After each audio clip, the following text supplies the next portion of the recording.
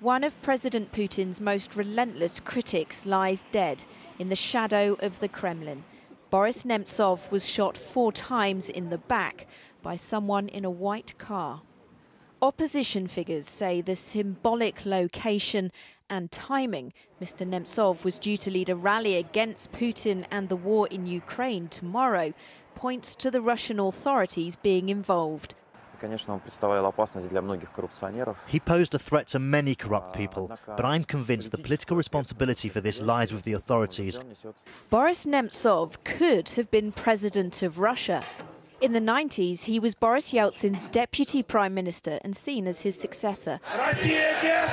But by Putin's day, he was persona non grata. He relaunched himself as a professional Putin baiter at the heart of anti-Kremlin protests, arrested, and recently, he said, fearing the president might want him dead over his opposition to the war in Ukraine. Even so, he was attacking Putin on the radio hours before his death. President Putin has been quick to condemn the murder, but hinted the Kremlin's enemies could have killed Boris Nemtsov to destabilize Russia. Or the authorities say it could have been Islamist extremists. Mr. Nemtsov had expressed support for the French magazine Charlie Hebdo. Vladimir Ashurkov is a Russian exile accused of embezzlement, claiming political persecution. He knew Boris Nemtsov and says who would murder him under tight security on the Kremlin's doorstep. It's unthinkable to me that the killers would dare to plan something like this, in such a public space, knowing that Mr. Nemtsov is likely to be under surveillance. And if they did, they should have been caught in hot pursuit. So I think definitely Russian authorities have been involved in this. What about the message from the Kremlin that this could have been a contract killing designed as provocation?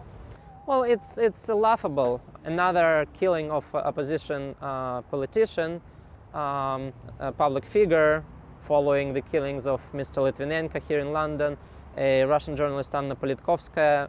I think it wouldn't dent Putin's image because it's already quite bad.